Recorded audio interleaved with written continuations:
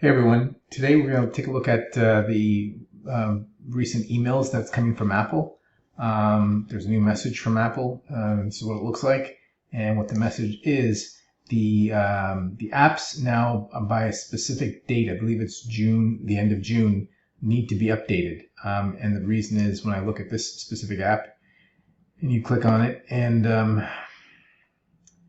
go into the unresolved issues.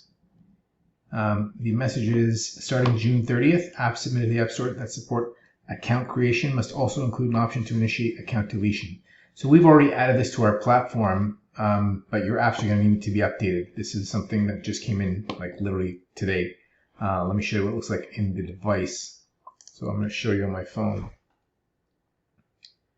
And this is the app that one of our newer apps that we've submitted. But when we go to the settings screen, we now have a button at the bottom here where a user can ask to delete their account.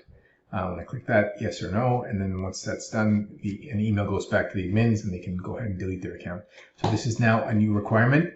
Unfortunately, you're going to have to get your apps updated in order to stay compliant with Apple. It's not fun, but these things happen from time to time. So I just want to give you guys a heads up. And if you have any questions, please don't hesitate to reach out. Thanks.